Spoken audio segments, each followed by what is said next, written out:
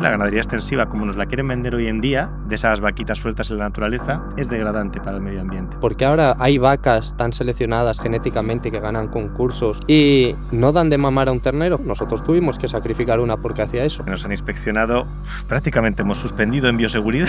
Pero claro, dicen, no, es que sus pollos pueden estar en contacto con roedores. Digo, hombre, es que se los comen. Tengo yo vídeos de mis pollos comiéndose serpientes. Pero después nos hicieron la encuesta de bienestar animal. Todo perfecto. Tenemos que entender que la naturaleza nos da las cosas y tenemos que obtenerlas tal como vienen de ahí. Sí, es que cuando vas a favor de la naturaleza, vas a favor de la vida, de la salud, de la familia, pero nos hemos separado mucho y creo que eso es lo que ha resultado en unas ganaderías más industriales. Le hemos quitado el alma a los animales y nos hemos arrogado el derecho a mantenerlos como si fuesen tomates. Cuanto más en menos espacio, mejor. Nuestros animales están bajo encinas en vez de bajo techos, sobre la tierra en vez de sobre superficies hormigonadas, y esto no se considera bienestar animal. Una vaca comiendo hierba no emite nada, ni una sola molécula, ni de CO2 ni de metano a la atmósfera. ¿Cómo va a ser eso igual con el tema de que estemos quemando combustibles fósiles y mandando a la atmósfera? El problema es creerse esa mentira. Bienvenidos a un nuevo episodio de La Resilciencia. Vosotros no lo estáis viendo, pero estamos en una sala llena de gente en biocultura. La ganadería se ha convertido en algo de culpa y comer carne se ha convertido en algo de culpa, pero a lo mejor no es cuestión de eliminar la ganadería, sino de transformarla. Hoy vamos a hacer un podcast hablando sobre la ganadería regenerativa, una ganadería que regenera el suelo y también nuestra salud. Tenemos aquí a los invitados, a Jesús Rodríguez, lo conoceréis como Jesús Regenera, y a José Luis García. Ellos dos son asesores y formadores en ganadería regenerativa y además ellos tienen sus propias granjas, Arcadia de Zahora, si no me equivoco, Sí es. y Poultry. Y también tenemos a María del Mar Molina, o la nutricionadora. Ella es nutricionista, es especializada en nutrición ortomolecular, la creadora del movimiento Ancestro Moderno y también de la comunidad Descentra. Muchas gracias, chicos, por estar aquí, también a todo el público que estáis hoy en la sala. Vamos a empezar hablando sobre los mitos de la ganadería. Primero, me gustaría que os presentarais un poco y por qué vosotros, desde vuestra visión personal, habéis decidido hacer este paso, ¿no? Uh-huh. Si quieres Bueno, empezar tú, vamos así un poco en orden. mi nombre es Jesús Rodríguez, haré una presentación tipo básica, ¿no? Tengo 30 años, soy de Salamanca, de un pueblo llamado Vitigodino y pertenezco a una larga generación de ganaderos, esta en nuestro caso, ¿no? Pero más que eso, que al final pues muchas veces nos puede reducir un poco, yo me considero una persona muy, muy curiosa, que investiga todo al máximo, que trata de aprender y el saber el porqué de las cosas y que no me conformo con lo ya establecido. Quiero saber al menos por qué se hacen las cosas y cuál es el motivo. Y cuando me preguntan un poco sobre quién soy o qué quiero hacer, yo hablo de mis sueños. Conozco mucho a las personas por los sueños.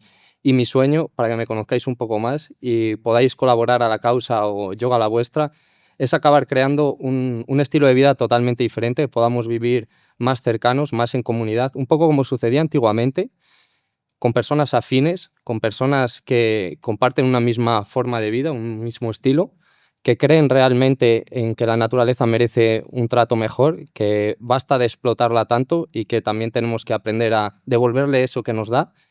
Y por supuesto, divertirnos, poder tener salud, que de eso nos va a hablar sobre todo María, ¿no? Vamos a tratar de integrarlo y disfrutar de una vida feliz, que al final yo creo que es lo que todos queremos. Así es. Pues mi nombre es José Luis, tengo 42 años y yo no vengo de tradición ganadera. Soy veterinario de formación y he trabajado toda mi vida como veterinario de caballos de deporte, pero tuve la suerte hace ya 12 años de oír hablar en una finca que dirigía sobre el movimiento de ganadería regenerativa, agricultura regenerativa, gestión de pastizales. Y eso para mí fue un antes y un después. Por aquel entonces no tenía los 3 maravillosos hijos que tengo ahora, así que tenía tiempo. Ahora tengo 3 maravillosos hijos y no tengo tiempo. Siempre he sido típico niño muy bichero. De hecho, quería estudiar quizá biología. He sentido siempre una gran empatía por el tema de los animales y más allá de los animales de los que nos alimentamos, los que convivimos con ellos. Y el movimiento regenerativo me pareció la cuadratura perfecta del círculo, porque aúna bienestar animal, a una regeneración y recuperación de nuestro entorno y una calidad nutricional incomparable. Así que hace 7 años, y no sé si fue la mejor de mis decisiones, decidí dejarlo todo y montar una granja en la que el bienestar animal fuese la base y sobre eso construir todo lo demás. Así que construí con ayuda de mi familia y amigos Poultry. En Poultry criamos pollos en naves portátiles que vamos moviendo sobre el campo, o sea, somos pastores de pollos. Ahora nos lo explicarán mejor. Ahora lo explicaré. Y también hacemos carne de vacuno alimentado 100% a pasto, que también movemos por el campo con la tecnología de vallado virtual. Así que lo que empezó como una inquietud por el concepto de bienestar animal es muy bonito y es precioso cómo arrastra un efecto increíble a nivel medioambiental, que lo bonito es que en la gestión de pastizales el primer año ves diferencias, es decir, oye, porque antes aquí te cabían 10 vacas y el primer año, la primera temporada cambiando el manejo, te caben 12. Y no es que te quepan, es que te sobra, están mejor, tienen menos patologías y de pronto se descubre, que luego hablaremos también, cómo los productos que obtenemos no tienen nada que ver con la carne convencional. Así que pues esa es un poco mi historia. Qué bueno. Bueno, os parecerá un poco rara esta combinación, ¿no? De tener 2 ganaderos, esto no es nada raro, pero tenemos también una nutricionista. Esto es porque no solo vamos a hablar de cómo este tipo de ganadería beneficia a los suelos y a la regeneración de la tierra, sino también a la salud humana. Así que, María del Mar, preséntate. Bueno, pues yo soy María del Mar Molina, alias la nutricionadora en redes sociales, tengo 34 años, soy madre y desde que soy madre, o sea, llevo más de 11 años ejerciendo en el área de la nutrición y desde que soy madre he empezado a indagar también cómo afecta todo lo que no hacemos bien desde la concepción. Y es muy importante tener en cuenta que los niños son el futuro del planeta, ¿no? Y tenemos que empezar a pensar también por ellos. Entonces empecé a indagar, ya hablaremos de cositas de las que se hablará hoy, como por ejemplo, ¿por qué no va a poder comer un niño carne como primer alimento y le tenemos que dar otra cosa que no le va a alimentar? Y bueno, durante toda mi carrera profesional he descubierto muchas cosas, tanto por experimentar conmigo misma, por sufrir yo misma patologías cuando no ni siquiera estudiaba esto, ¿no? O sea, mis hábitos al principio eran un caos y a lo largo de la vida me he ido encontrando con pacientes de todo tipo que han sanado, con personas que incluso han sido veganas o vegetarianas y luego se han pasado al lado de la carne y luego otras que no lo hicieron pero supieron aprender a cómo vivir de otra manera.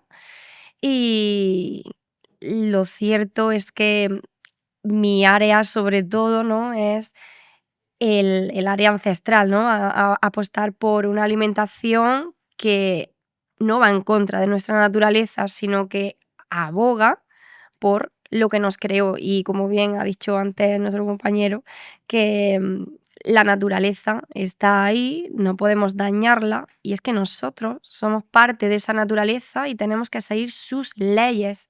Si vamos en contra de sus leyes, ahí es cuando viene el problema de patologías, enfermedades modernas que no existían y ahora existen.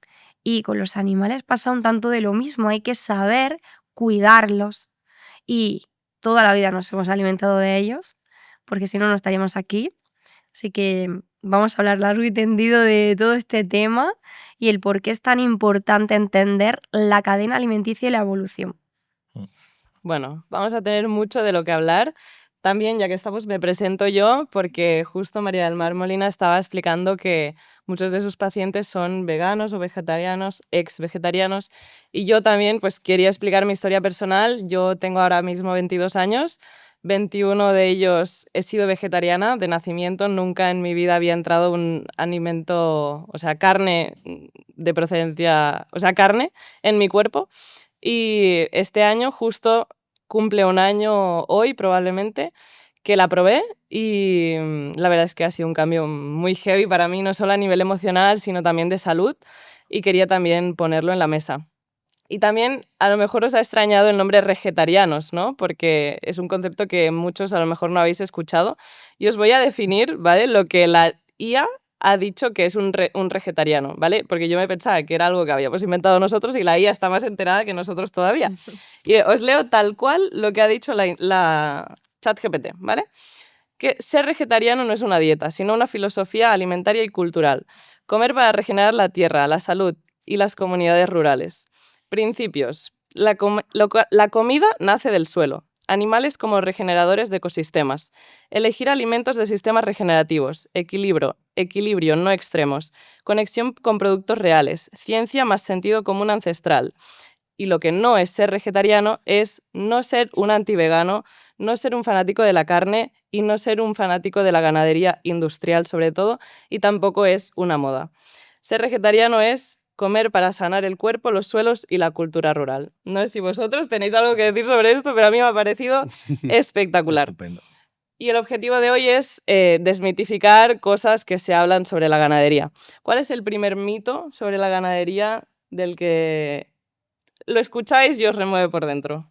Ahora vamos a sacar muchos más, ¿eh? Bueno, el primero, yo creo clarísimamente que la ganadería contamina, ¿no? Bueno, decir que la ganadería contamina es tirarse una piedra a tu propio tejado, hagas lo que hagas. Hay tipos de ganadería, ¿no? La ganadería regenerativa, como digo yo, hay distintos, como en las amistades, hay distintos grados. Y la ganadería por sí sola normalmente no contamina o tiene un impacto, vamos a decir, más o menos neutro, está cerca, dependiendo un poco el productor y el sistema. Pero la ganadería regenerativa es un grado más, es esa amistad como en la que puedes confiar a ojos cerrados. Es una ganadería que, como su propio nombre indica, tiene que resultar en regeneración. Si no, pues de poco nos sirve. Podemos aplicar o decir que hacemos como sucede, ¿no? Con empresas que se suben a este carro y gente que enseguida vendo carne de ganadería regenerativa, pero es un proceso. Cuando hablamos de ganadería regenerativa, para mí es volver realmente a los orígenes, a cómo se hacía antes, casi cuando éramos cazadores.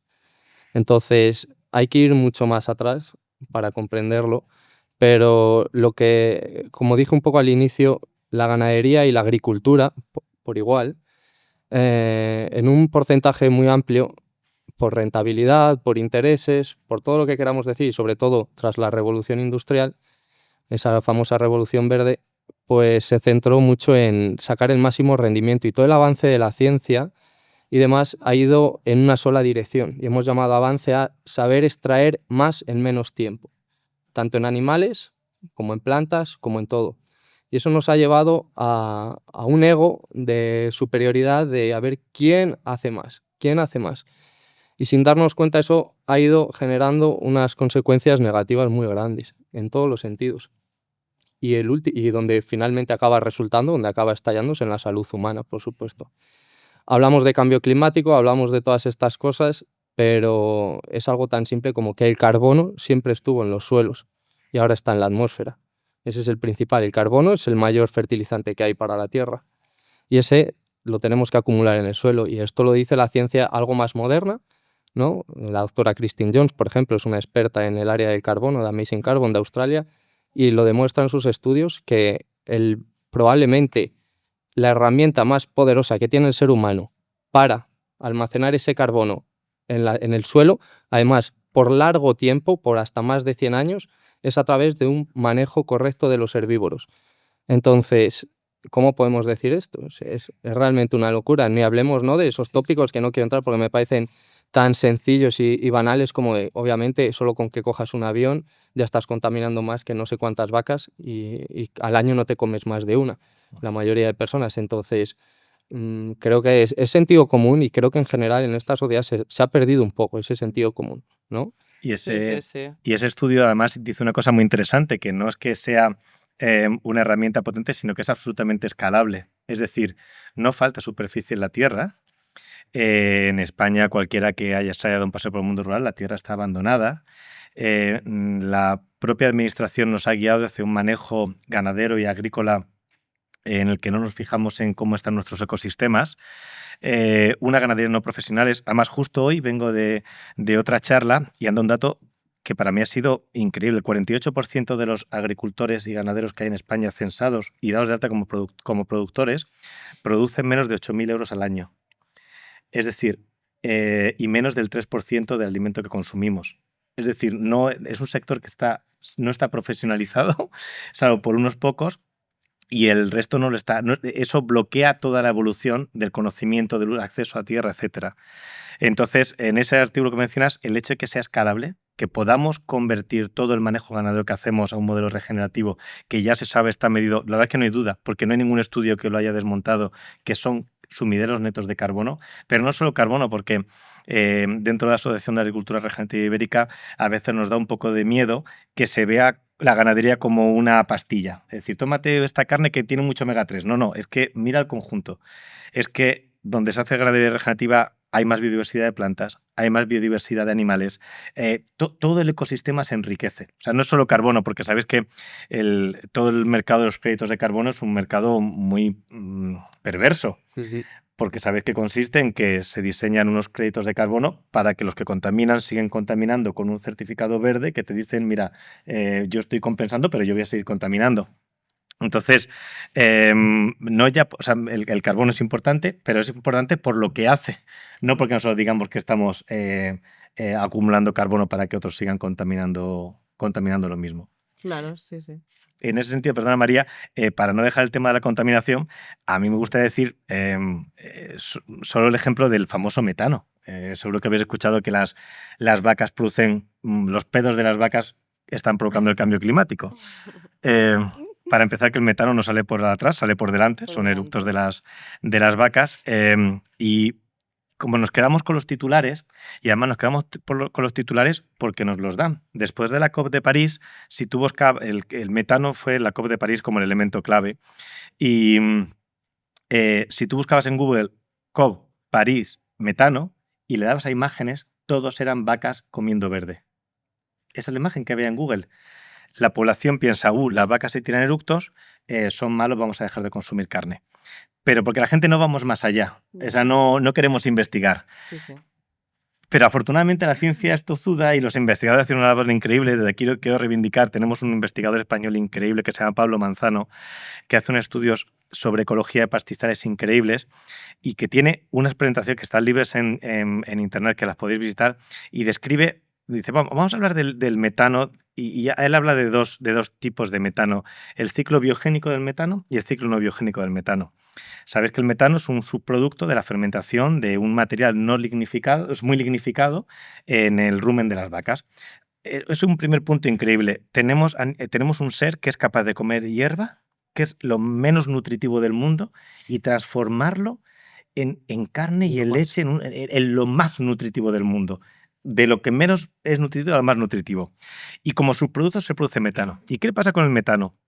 El metano es una molécula que efectivamente tiene un poder de efecto invernadero tremendo y gracias a Dios hay un estudio precioso que hizo una universidad escandinavia donde vincularon por los depósitos de estratos de carbono en el suelo que la última glaciación fue mayoritariamente causada por la extinción de la megafauna a nivel mundial. Es decir, el metano de los rumiantes nos permite tener una tierra habitable, pero es una molécula que dura muy poquito. Dura apenas 9-10 años y se divide en dos moléculas, en agua, que se incorpora al ciclo del agua, y en CO2, que el CO2 es captado por el suelo y por las plantas, o sea, suelo, bacterias bioreceptoras, o sea, metanoreceptoras, y por las plantas en forma de carbono para producir la misma cantidad de hierba que se ha comido para producir ese metano. Son ciclos cerrados, no se produce emisión neta de CO2 o metano a la atmósfera por tener una vaca comiendo hierba en el campo. No existe. Y además, Pablo Manzano mete un concepto súper interesante que antes hablamos, que es el concepto de nicho ecológico. Si nosotros quitásemos todas las vacas del campo, no bajan las emisiones. Porque esos nichos ecológicos inmediatamente son ocupados por otros seres que hacen exactamente lo mismo. La naturaleza todo el rato intenta poner parches. Oye, me faltan X grandes herbívoros, vamos a mandar a unos. No sé cuánto. Y van a emitir exactamente la misma cantidad de metano. La gente no conoce que el 4% del metano de origen entérico de los animales, ¿sabéis quién la produce? ¿Qué animal? Las termitas. Las termitas, con la digestión de la madera, emiten cantidades enormes de metano. Entonces, borremos esa idea. Una vaca comiendo hierba, ¿qué es lo que tiene que hacer una vaca? La verdad es que es un poco absurdo que nos sorprenda, que las vacas comen hierba. No emite nada, ni una sola molécula, ni de CO2 ni de metano a la atmósfera que no esté absolutamente cerrada. ¿Cómo va a ser eso igual con lo que antes mencionaba, con el tema de que estemos quemando combustibles fósiles, bombeando completamente una reserva de carbono que está en el suelo y lo estamos quemando y mandando a la atmósfera? pero la ganadería no se sabe defender como se saben defender los lobbies de la industria, Totalmente. de las tecnológicas. Claro. De hecho, los rumiantes siempre existieron. O sea, nosotros cuando empezamos a cazar ahí estaban. Y si fuese malo o dañino ese metano, nos habríamos extinguido hace milenios. O sea, no estaríamos aquí desde hace milenios. Y fuimos cazadores-recolectores desde hace ya millones. O sea, muchísimo tiempo. Entonces, por qué motivo ahora una vaca va a ocasionar todo ese caos? O sea, no tiene sentido, la evidencia habla, pero fue más fácil manipular todo porque todo iba bien hasta que el ser humano quiso manipular la forma de alimentarse, la ganadería, todo. Y hasta dónde hemos llegado, hasta convertir el mundo en un mundo moderno, tecnológico, donde se nos olvida el origen. Y es que somos parte de los rumiantes, Ujú. o sea, es así. Y nosotros no somos vacas, Ujú. no tenemos el mismo intestino y no sintetizamos lo mismo las vitaminas como ellos. Entonces es importante decir también que la vitamina K2 que da un vegetal es K1, que no se convierte en K2, entonces a la vaca le va a sentar de una manera ese vegetal, ese pasto, pero a nosotros no nos sienta lo mismo, porque es diferente. O sea, nosotros necesitamos adquirir las vitaminas desde otro lugar. Para eso se lo come la vaca, para que nosotros nos alimentemos de la vaca. Entonces, creo que es nefasto decir que las vacas causan, o todos los rumiantes causan, ¿no?, este problema, porque el problema es creerse esa mentira. Ujú. Es lo que... Y además, incluso cuando se habla de las cantidades, dicen, no, pero es que ahora hay una población enorme de personas que si todos comemos carne, esto no es sostenible y todo eso y tal. Y es que volvemos a lo mismo, si es que el método científico funciona. Y entonces la ciencia se investiga y hay previsiones. ¿Sabéis cuánto era la población estimada solo en bisonte americano antes de la llegada de los colonos? Entre 95 y 110 millones de cabezas. ¿Sabéis cuántas vacas hay en día hoy en Estados Unidos para engorde? No llega a 55 millones. Es decir, no es un tema de cantidad. O sea, es un tema de uso, por supuesto. Es verdad que estamos hablando de vacas, pero como decía Jesús, no todas las vacas no son iguales. ¿Cómo va a ser una vaca de nuestras fincas que están comiendo hierba? Comiendo hierba en comparación con un cebadero industrial trayendo soja de Latinoamérica con el impacto brutal Sí. que está teniendo así, porque sabéis que somos tremendamente falsos en los europeos, que dicen, no nos gustan los transgénicos. En Europa solo se puede usar de transgénicos el maíz, pero la soja no queremos soja porque es súper contaminante. Mejor ustedes, brasileños y argentinos, produzcanla, se quedan ustedes allí con los residuos de glifosato. Ahora, nosotros le compramos todo el grano y toda la soja, se lo compramos solo para dar de comer aquí a nuestros animales. Claro. Entonces, ¿cómo va a ser comparable la huella a nivel de CO2 y de contaminación que tiene ese modelo, como lo vemos ahora mismo, con poner a los rumiantes a hacer lo que tienen que hacer, que es fermentar materia vegetal? Sí, sí.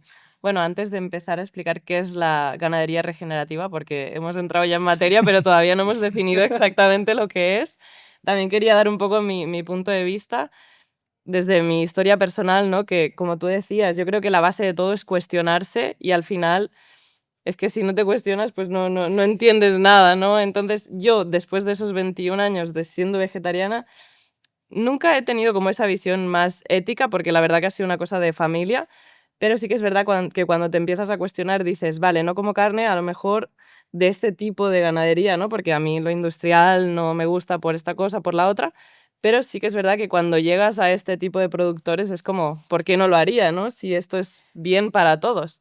Entonces, bueno, igual que vuestras granjas, también tenemos a Luis Gil, que es el patrocinador de este podcast. También los que estáis aquí en la sala podréis ir a probar sus embutidos y tenéis también información en las sillas. Y vamos a empezar a explicar qué es la ganadería regenerativa. No sé quién de los dos quiere empezar. Venga, le damos.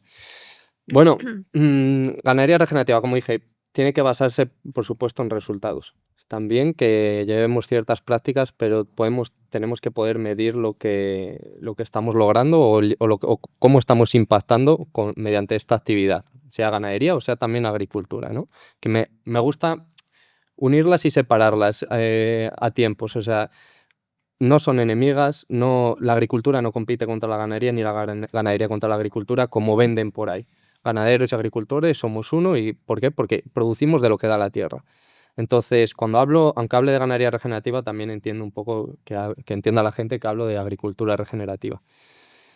Es un modelo de enfoque que respeta los ciclos naturales, muy básicamente explicado. O sea, si por ejemplo sabemos que necesitamos, las vacas, ¿no?, comen ese pasto, las ovejas, el herbívoro, come ese pasto, lo transforma y el sobrante lo defeca. Vale, eso es un abono para el suelo, pero ya sabemos que la primera cosa básica que empezamos a hacer, ¿cuál suele ser? Poner esos antiparasitarios para que el ganado o esté más gordo o no enferme. Y esto debe ser todo un equilibrio, ¿no? Y debemos de saber gestionarlo en la ganadería regenerativa en general. No se trata solo de poner garrapaticidas, no se trata solo de poner antibióticos y poner las medicinas que sean a diestro y siniestro. Se trata de, como en las personas, ver qué es lo que te está causando esos problemas, y ese es el enfoque que cambia la ganadería regenerativa. No quiere decir que no utilicemos de vez en cuando cosas, igual que en medicina, igual. No vamos contra el sistema como otros parece que sí que van. Vamos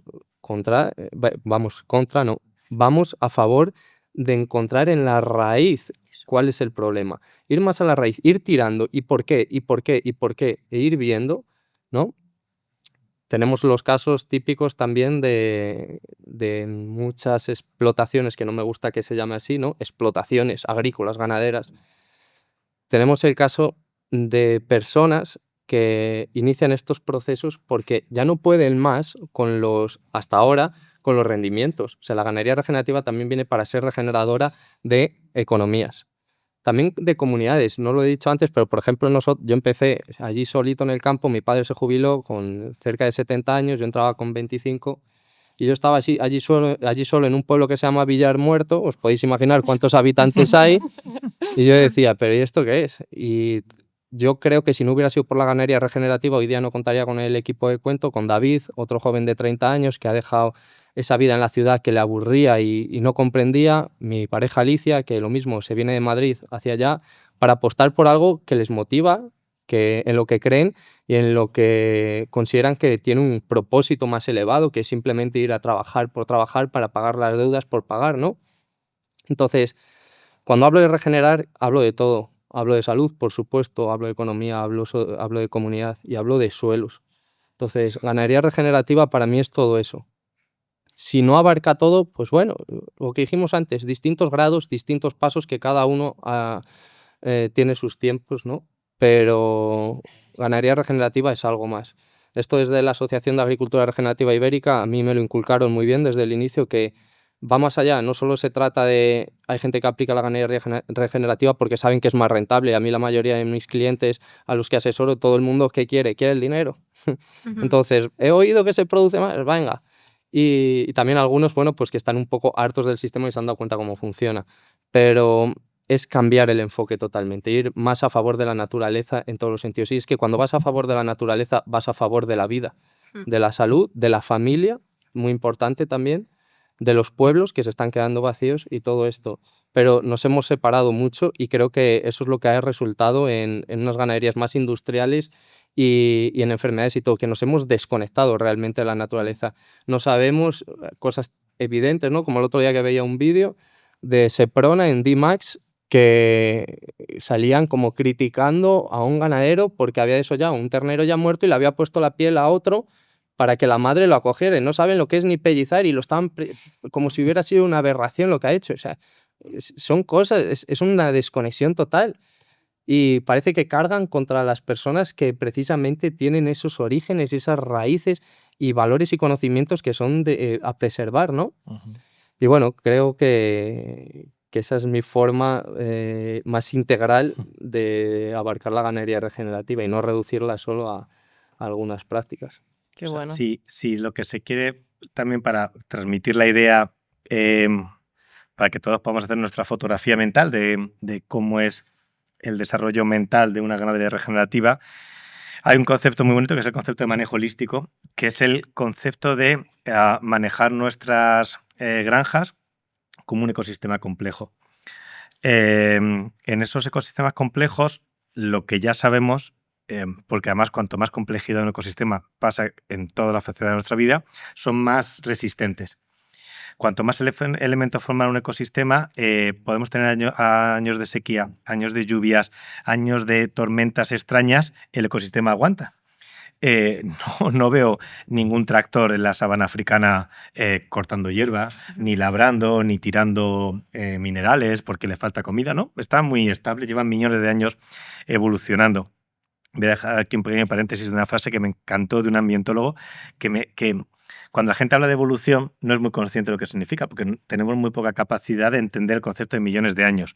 Pero cuando te dicen que ningún herbívoro en la naturaleza muere sin ser matado a mordiscos, lo sientes. Es decir, oye, qué fuerte es que no hay ningún antílope que se muera de viejo debajo de un árbol. Se los comen vivos a todos.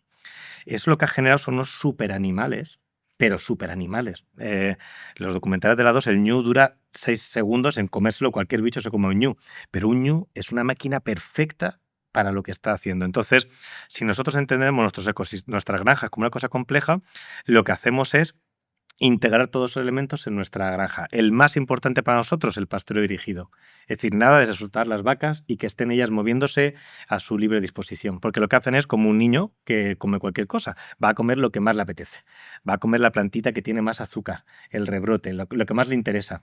Y cuando eso lo hacemos... Azúcar literal. Azúcar literal. Sí, estamos hablando de hidratos de carbono solubles. Cuando eso lo hacemos porque se abandonó hace 80 años, se abandonó el campo y la gente se fue a la ciudad porque el campo se quedó como que los tonticos son los que se quedaban con el ganado. Y el resto se tienen que ir todos a la ciudad. Se soltaron las vacas llevan 80 años comiendo, haciendo pastoreo selectivo, solo con lo que les interesa. Y entonces, ¿qué plantas son las que se reproducen? Las que no les interesan. Claro. Hacen una distribución muy heterogénea del estiércol. Hay algunas zonas que estercolan de más y otras que estercolan de menos y degradan el medio ambiente. Así que una primera comentario polémico aquí, la ganadería extensiva, como nos la quieren vender hoy en día, de esas vaquitas sueltas en la naturaleza, es degradante para el medio ambiente. ¿Cómo no lo es? ¿Cómo la misma vaca es el elemento más potente en la regeneración del suelo? Haciendo pastoreo dirigido. Que el pastoreo dirigido es simplemente cómo se manejan los herbívoros en la naturaleza. Tú no ves en la naturaleza los impalas yendo cada uno a 50 metros de distancia unos de otros, porque se los comen a todos. Tienen que ir todos muy juntos, en movimiento constante, porque hay una presión de depredadores alrededor. ¿Cómo hacemos nosotros si imitamos eso? No tenemos la herramienta de los depredadores en nuestras armas, pero tenemos los pastores, ya sean pastores físicos, pastores eléctricos, o ya lo último que estamos trabajando Jesús y yo es con vallado virtual. Es decir, nuestras vacas llevan unos collares con GPS en el que nosotros les vamos guiando la manada hacia donde queremos que vaya cada día. Así que tenemos una gran manada de herbívoros que están muy poquito tiempo en cada parcela, porque donde estercolan y hacen pis no quieren comer, y al día siguiente se mueven, o al día siguiente o a las 6 horas, porque lo podemos mover varias veces al día. Y después dejamos esa parcela mucho tiempo de recuperación, para que todo ese material que han dejado ahí se metabolice por el suelo, las plantas puedan rebrotar sin necesidad de tener, sin estar los herbívoros presentes, vuelvan a acumular sus reservas para volverse pastoreado, pero todo eso sin animales. Aquí la gente confunde, claro, pero si tú después dejas mucho tiempo, necesitas mucha más finca para dar, pero no, la gente confunde porque nosotros estamos hablando de concentrar la actividad de los animales. Y el hecho cierto es que en España, el estudio científico que peor resultado ha obtenido en ganadería regenerativa es un aumento de la producción del 18%. El peor de todos. Yo ahora mismo trabajo en una finca de Toulouse, que es verdad que tiene una pluviometría increíble, tiene 2.000 litros al año por metro cuadrado, y el primer año manejamos 385 caballos en 140 hectáreas, una densidad a carga muy alta, un 82% de reducción del consumo de forraje en un solo año. Entonces, integramos el pastoreo de animales y de pronto nos damos cuenta, oye, los animales tienen que estercolar y tienen que venir los insectos para degradar eso y que vayan las aves a comer eso, y el estiércol se abre, y de pronto nos damos cuenta que lo que antes ha mencionado Jesús, la ivermectina, es letal, es el antiparasitario, es el antiparasitario que se utiliza en España.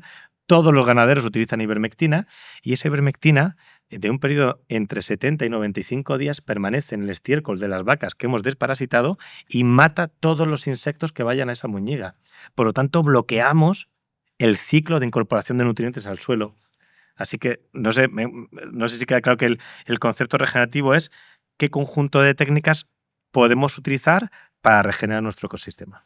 Eso es, Imitar la naturaleza al Imi- máximo. imitar la naturaleza. Siempre. Al final, lo que hablábamos al principio, ¿no? Las leyes de la naturaleza no las debemos de romper ni en el mundo animal, ni en el vegetal, ni en el humano. O sea, ningún ser vivo va a vivir como debería si rompe esas leyes, ¿no? Y deberíamos, pienso, de tomar conciencia con esto y volver atrás porque hacíamos las cosas muy bien.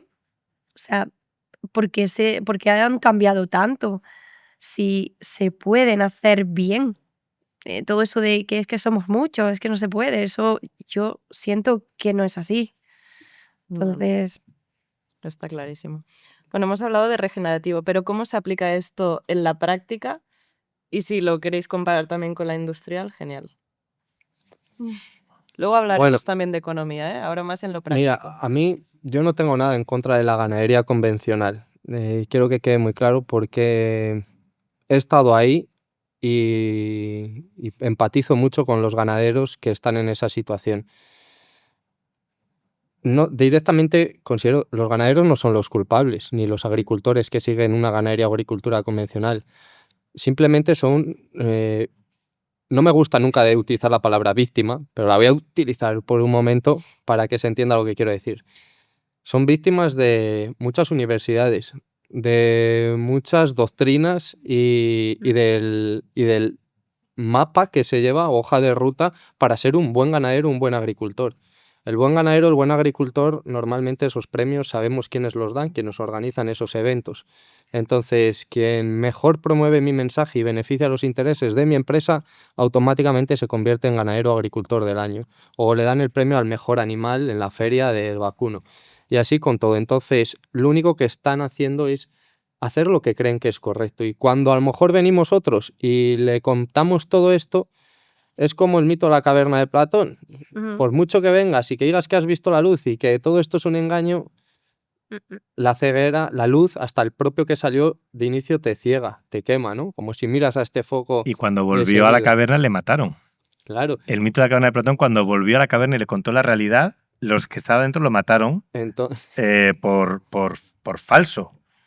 o por decir la verdad, Bueno, no sé. es que la verdad la tenían los de dentro. Era Claro. su verdad. Era suya, que esa es la cosa. entonces, ¿qué quiero decir con todo esto? Que al final se sigue un modelo y que yo tampoco trato de demonizar porque sé que tengo amigos, tengo familiares que hacen una ganadería convencional y yo sé que aman la tierra, pero simplemente es como el que a veces ama a su pareja y sin querer es tóxico con ella. No quiere decir que no la ame, pero no entiende que muchas veces lo que hacemos no es la verdad ni es todo lo bien que podríamos hacer, pero vivimos en un ego constante que para mí es el problema de una sociedad en general, donde cada vez tiene más fuerza y donde se ha ido perdiendo esa esencia, esa conexión con nuestro ser, que para mí es la clave de todo. Yo sí pude acceder a ganadería regenerativa y a todas estas cosas, fue un poco porque me quité ese velo mental, ¿no? Empecé a ver un poco más allá.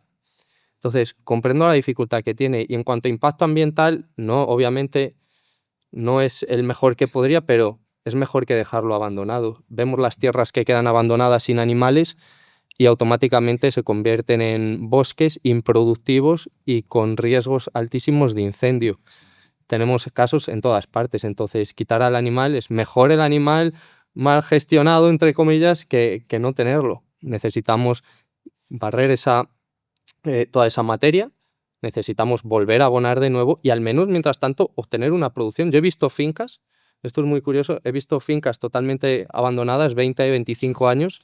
El ser humano no hemos extraído nada de ahí, no hemos sacado nada, no hemos alimentado a ninguna familia, nada. Y en cambio, la de al lado, criticada, lleva alimentando a esa familia y a otras muchas que le compran la carne durante esos 20 años. Luego, y una tiene un riesgo de incendio que un verano cualquiera cae un cerillazo y se echa a arder y pone en riesgo a pueblos y demás, como hemos visto que han pasado este año en nuestra misma zona, que nos han pasado los incendios raspando a nuestra finca en concreto. Entonces, hay que tener mucha conciencia con todo esto. Y yo lo que quiero es precisamente abrir puentes hacia para que los ganaderos convencionales no vean a los regenerativos como personas que le estamos diciendo qué mal lo hacen. Yo al principio confrontaba demasiado y tiraba un poco como así no es así y todo esto, y creo que ha sido fruto, ¿no?, de llevar más años, y José Luis lo sabrá, cuando tratas con clientes o alumnos que asesoras, vas empatizando y vas viendo más esa situación. Y, y bueno, creo que es necesaria una ganadería, pero como al hilo de un poco de lo que me preguntabas, ¿es mala, es buena? Bueno, lo que tenemos que tratar de hacer es ser menos extractivos, básicamente, y devolverle más a la tierra. Pensar que lo que nos da, de un modo u otro hay que devolvérselo. Este es el ciclo de la vida. Igual que no hay vida sin muerte, esto es lo mismo. Si tú no das, en la vida mismo, si tú no das, ¿qué vas a recibir? No.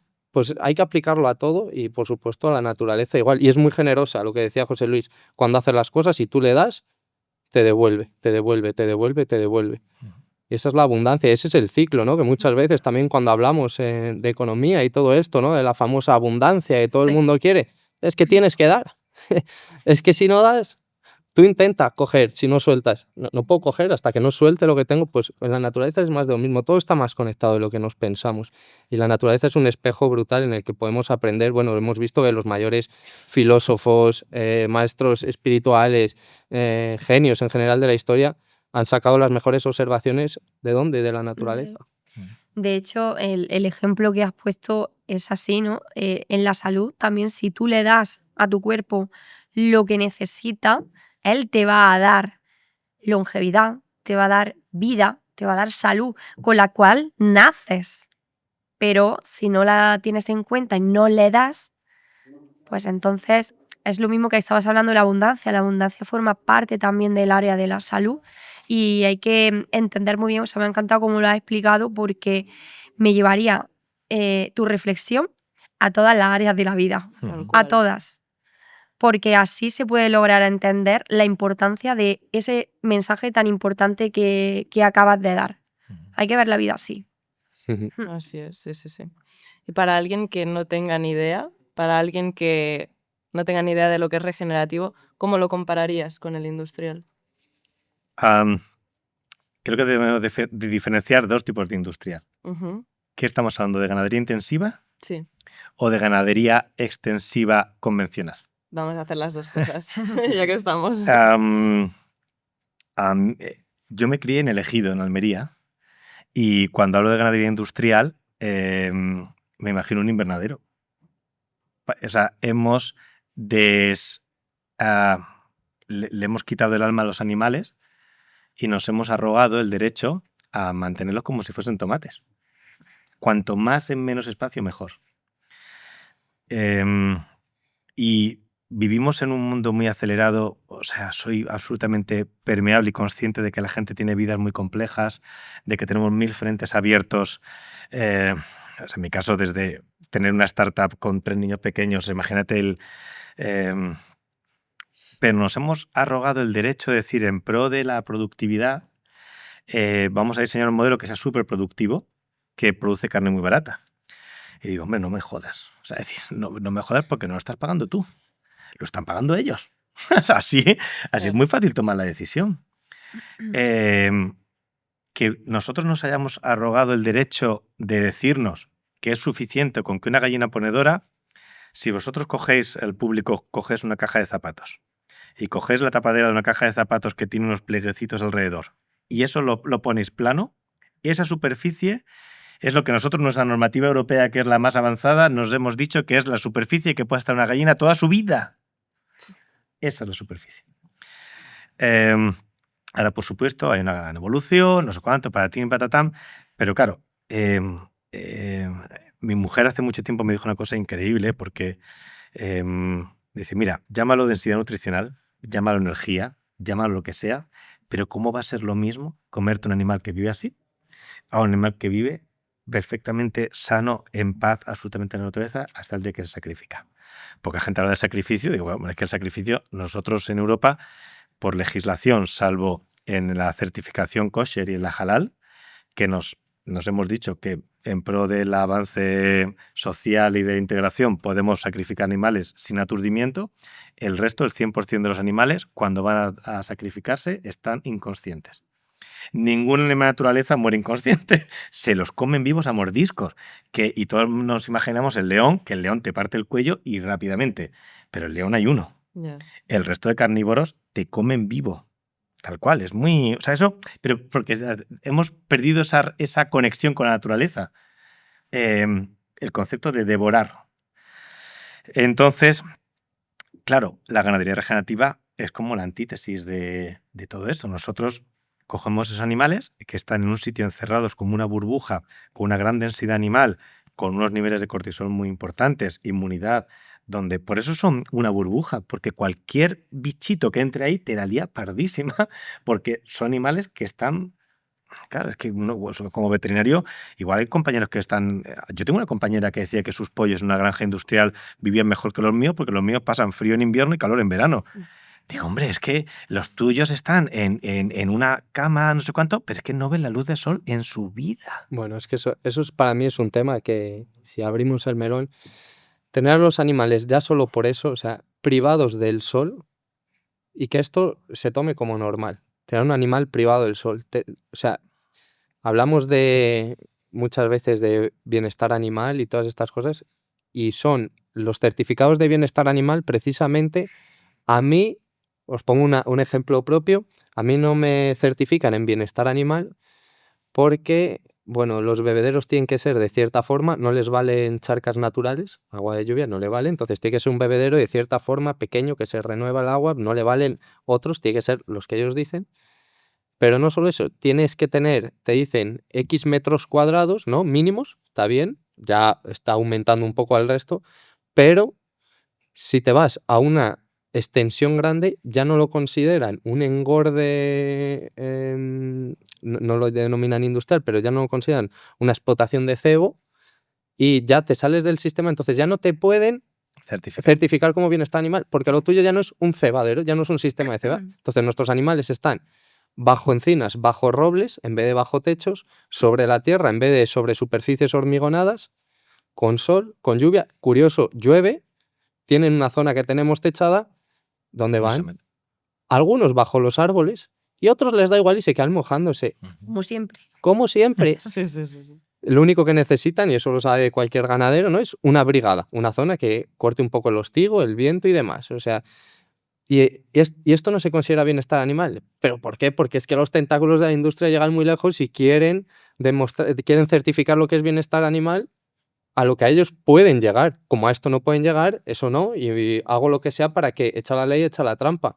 Lo mismo sucede con los certificados que se han intentado hacer de agricultura o ganadería regenerativa. Una mofa total, que no tienen en cuenta directamente ni la ganadería. Iban a sacar un certificado de agricultura regenerativa y el ganado ni se habló. Y dije, la naturaleza del animal no. Vale. Entonces, ahora que has contado tú también tu ejemplo, yo no sé si lo debería decir esto en público, pero lo voy a decir. Venga, que estamos aquí para... Lo vas a mojar. Que antes compartía con Ana, que está aquí, que hemos tenido una inspección en poultry. Sí. Hemos tenido una inspección que nos han inspeccionado bioseguridad y bienestar animal y una muestra oficial del control de salmonela. Y prácticamente hemos suspendido en bioseguridad porque, claro, vienen con una hoja que es la hoja de pliego de vigilancia en bioseguridad de una nave industrial de pollos. Y entonces tú partes de 100 puntos y cosa que no cumplas, te van quitando puntos. Y igual hemos suspendido, la verdad que no me lo tengo muy claro. Pero claro, te dicen, no, es que sus pollos pueden estar en contacto con roedores. Digo, hombre, es que se los comen. O sea, tengo yo vídeos de mis pollos comiéndose serpientes. Deben ser eso. O sea, y no, 6 puntos menos. No, es que resulta que... entonces, claro, dice, no, es que lo tengo que anotar todo así. Digo, pues usted anótelo como usted considere oportuno, pero le aseguro que no voy a encerrar los pollos. Es que si no cierro, ¿qué sentido tiene dejar mi carrera para tener unos pollos criándose en regenerativo, pastoreando no sé cuánto, que hemos diseñado las naves porque nadie más en el mundo los hace, para que ahora me diga usted que si están o sea, claro que están en contacto con insectos, con no sé cuántos se los comen, y después, no, pero escúcheme, ¿y qué hace usted con la gestión del estiércol? Digo, si los pollos cagan en el suelo. No. tendrá que usted hacerme una gestión reglada del estiércol y no. ¿Y de dónde viene el agua? El agua viene de pozo. ¿Cómo que de pozo? No sé cuánto. Guau. Pero después nos hicieron la encuesta de bienestar animal. 100 de 100. Todo perfecto. Ni un animal enfermo, los animales activos, no sé cuánto criamos. Hemos probado 13 razas diferentes de pollos y lo que más tenemos es el broiler, el pollo blanco industrial criado en extensivo. Andan, saltan, cazan, se picotean entre ellos en el buen sentido de la palabra, interaccionan, como decía Joel Salatin de Estados Unidos. ¿Por qué no dejamos que las vacas vaquen, los cerdos cerden y los pollos pollen? O sea, es decir, Sí. no me define usted bienestar animal como la ausencia de frío, calor o dolor. No. El bienestar, y todos lo sabemos porque al sumarlo lo notamos, ¿no? Cuando nos pasamos 2 días sin salir de casa delante de una pantalla, tu cuerpo no está bien. No. No. ¿Lo notas? Pues Uno. necesitamos ver verde, necesitamos el contacto, ¿sabes? Porque en Madrid, que tuve la suerte de vivir 6 años, y no es una crítica, vivir 6 años en Madrid, que lo disfruté muchísimo, pero ¿qué pasa los viernes en Madrid? Que todo el mundo se va, ¿sabes? Porque Sí. tenemos como ese instinto natural de... Sí. Y entonces me pareció muy interesante. Por cierto, la tercera prueba, salmonela oficial, también negativo, pero me pareció muy interesante. Y hablando con Ana, me parece la definición perfecta de poultry, es decir, es suspenso en bioseguridad industrial y sobresaliente en bienestar animal. Claro, pero fíjate, ellos mismos se contradicen. Si es tan genial, ¿cómo me suspende esto otro? O sea, no tiene ningún sentido, ¿no? Y es que estamos privatizando a los animales de vivir bajo el sol, al aire libre, ¿no? Al igual que al ser humano. ¿Pero por qué? Porque se está vilipendiando el sol, se está vilipendiando la naturaleza, se inventan que puede ser tóxica ya cualquier cosa que te aporta la naturaleza, cuando lo tóxico es lo que hemos normalizado.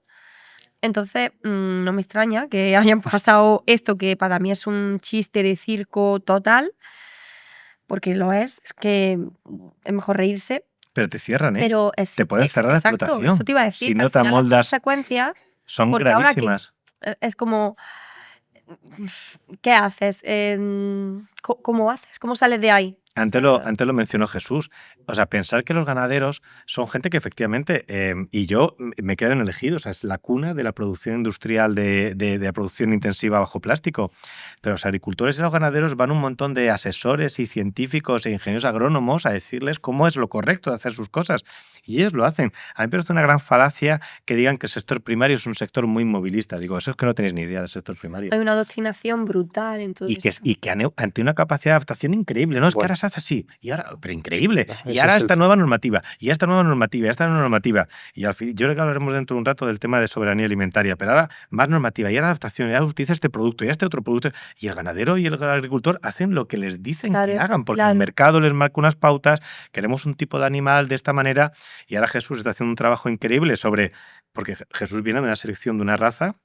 La limusina, una raza puramente industrial, ahora la original era menos industrial, y cómo ha cambiado la selección solo basada en comportamiento en cebadero al ganadero que tiene las madres, con madres poco fértiles, con poca capacidad. O sea, es increíble, muy dependientes de insumos externos. Entonces el ganadero atado y asfixiado de deudas con unos costes productivos increíbles.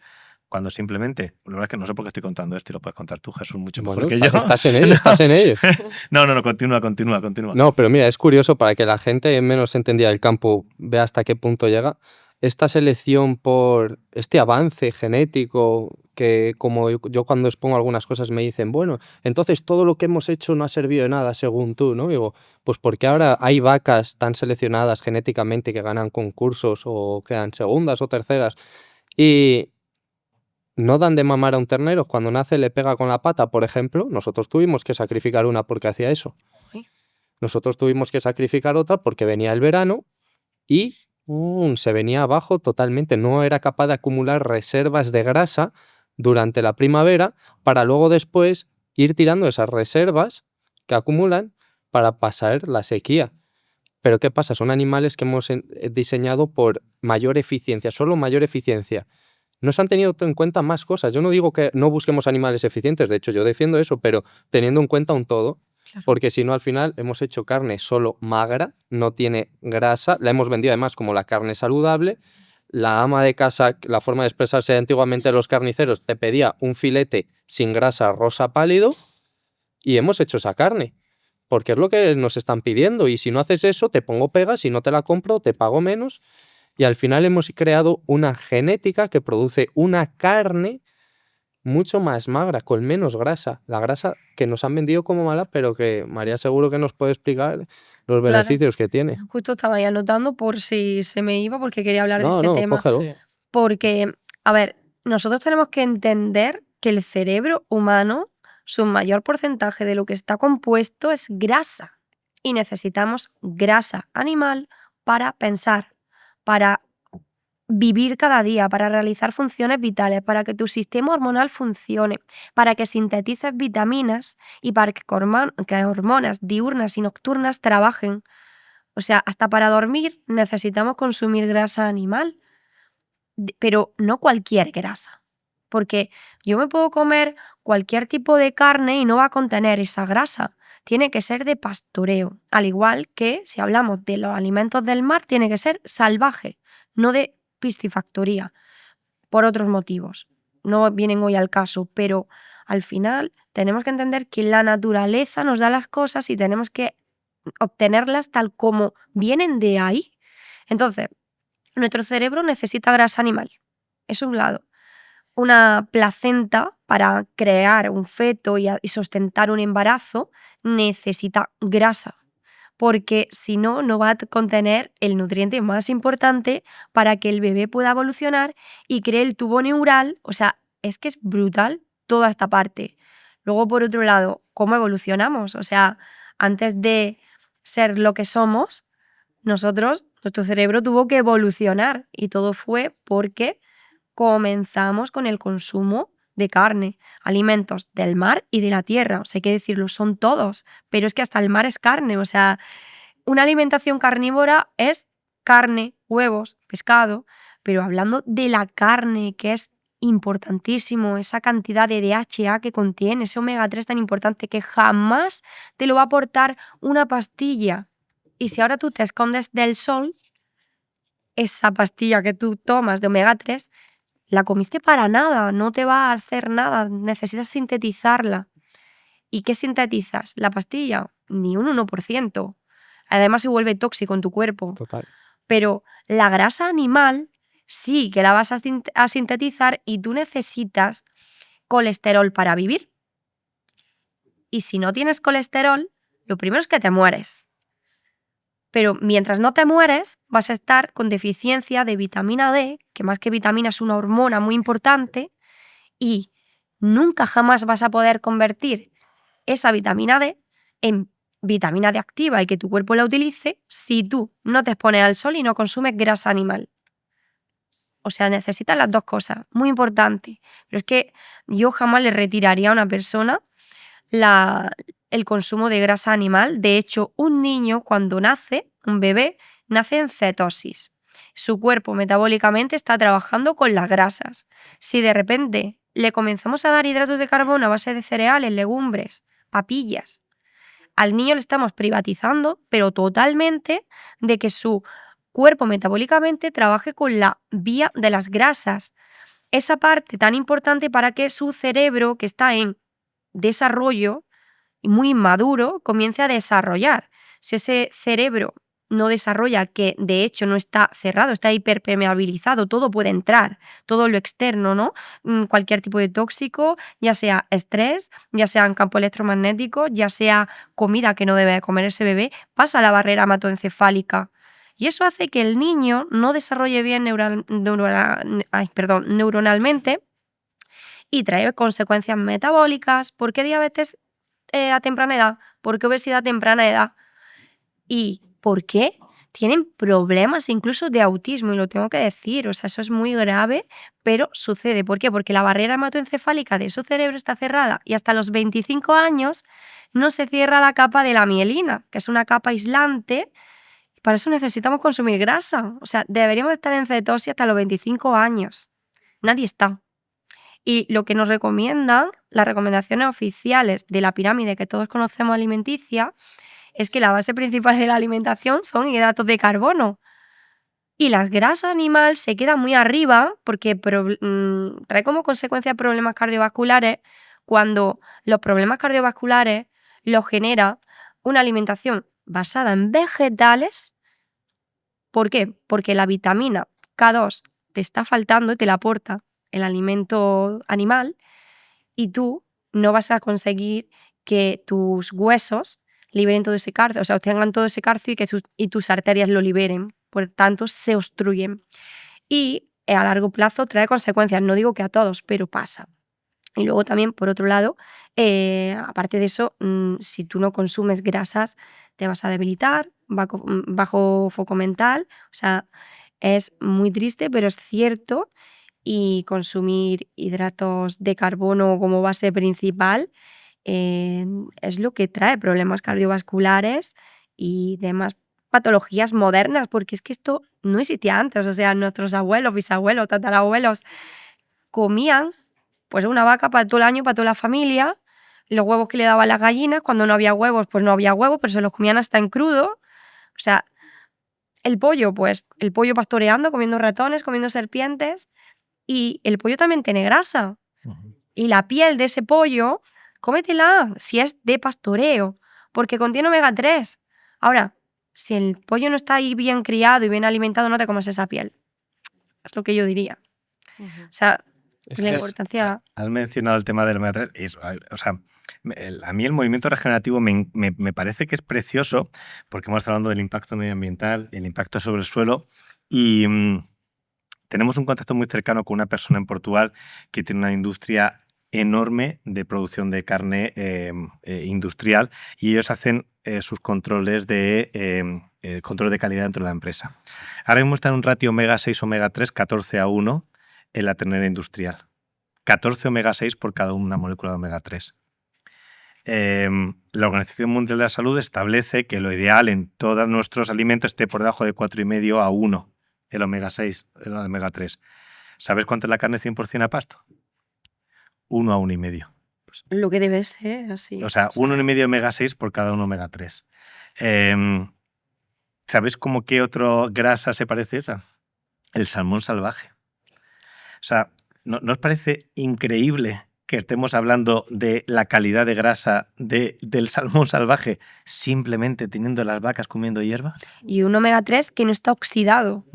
Porque cuando hablamos de una suplementación, es que tiene que quedar eso muy claro, que no sustituye jamás el omega 3 del animal de pastoreo. Es importante. Pasa mucho, ¿no? Es la famosa vitamina B12, que se habla tanto, y esta solo se obtiene a partir de la fermentación que se da en el rumen de los herbívoros. O sea, antes la planta realmente no la tiene. Tiene que darse a través de la fermentación. Entonces, pero yo pongo siempre un ejemplo muy sencillo. Yo al menos desde mi casa tengo la suerte de poder ver campo, ya no la del pueblo, del campo, sino en mi ciudad, en Salamanca. Veo todo el campo y siempre que surgen estos temas digo, o sea, asómate por la ventana y si tienes la suerte, mira, yo solo veo campos de lo que hemos dicho, de plantas, sobre todo en verano, típicas que ves, esos campos amarillentos típicos de la España mediterránea.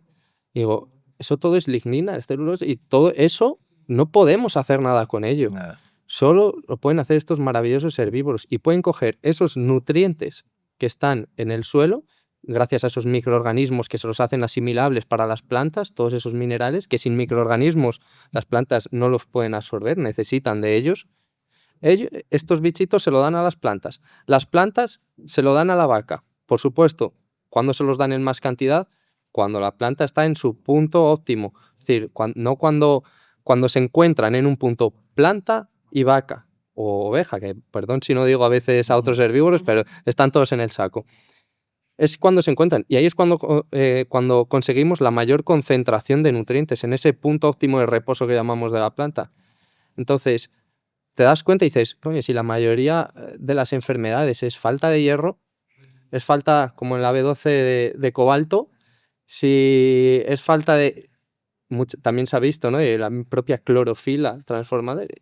Si este es el problema de la salud, no está realmente en el suelo, o sea... Y volvemos al inicio a lo que dijimos. es que los problemas están en la raíz, hay que irlos a buscar a la raíz, y cuando vas a la raíz te das cuenta que la raíz de las enfermedades humanas, la mayoría están precisamente en el suelo donde son producidos.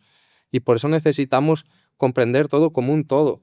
Porque cuando creemos y decimos, vale, voy a hacer un alimento más denso nutricionalmente, o voy a conseguir más cantidad por hectárea, o lo que sea, al final nos estamos olvidando otras muchas cosas.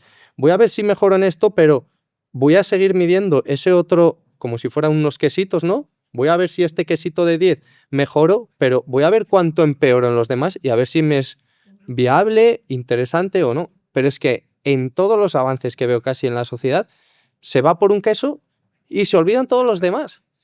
Y eso es lo que llamo yo una visión un poco integral, holística, ¿no? Que miremos hacia todo. Y si no, pues al final la tierra habla. Inundaciones, incendios, las enfermedades en los humanos hablan. Obesidad, problemas cardiovasculares, autismos. O sea, al final, como yo puedo decir por mi propio caso, yo tuve una dermatitis que me salía por toda la mano entera, en carne viva. Bueno, no podía ni juntar así los dedos porque se me quedaban pegados, me segregaba un pus que, bueno, increíble. Detrás de las rodillas, no me podía ni bañar en las piscinas ya, con 18, 19 años. Era una locura eso. Y vas a dermatólogos y ¿qué pasa? Como solo miramos en un quesito, como nos hemos vuelto tan reduccionistas y nos especializamos olvidándonos del resto, pues al final, no, esto tal crema, me recorro muchos de los mejores, corticoide para arriba, para abajo, y ya harto, y oye, ¿dónde está ahora? Yo con ese tema... Al final solo es el cuerpo hablándote, que es lo que quería decir. El cuerpo te está hablando, no es ni... Yo siempre digo, para mí fue una bendición tenerlo. Gracias a eso me di cuenta de lo que tenía, miré, cambias tus hábitos tanto de pensamiento como de diarios, como alimentarios, todo. Y, joder, tu cuerpo te vuelve a hablar. Ya no hay dermatitis, ya no hay otras muchas cosas. De hecho, en el intestino, ahí tenemos un cerebro y luego el siguiente está, pues el cerebro que todos conocemos, ¿no? Cuando tú sanas el intestino, estás sanando hasta el alma, o sea, tu cerebro y tu alma.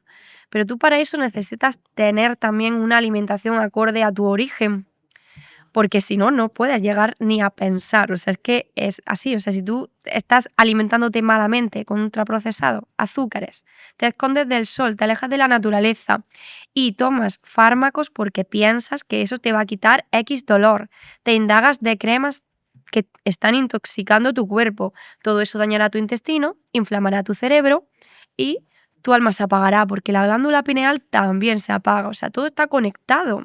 Somos un universo impresionante. Y cuando tú consumes animales que están alimentados felizmente, como viven al aire libre, con todos esos hábitos de bienestar que se le ofrecen y se le brindan, ¿no? Más bien que ofrecer es brindárselos, eso es un regalo para ellos, porque ellos están aquí con una misión. Y no porque nos alimentemos a base de ellos, vamos a adquirir sentimientos o algo negativo, que no es así, aunque eso es otro tema, pero es importante decirlo porque las enfermedades o lo que ha comentado de la piel, yo he tenido muchos pacientes con dermatitis, psoriasis, vitíligo y todo siempre está ligado a la falta de ese omega 3 del DHA, que es que está ligado a los problemas de la piel y hace falta grasa animal para combatirlo junto a exposición solar y conexión con la naturaleza.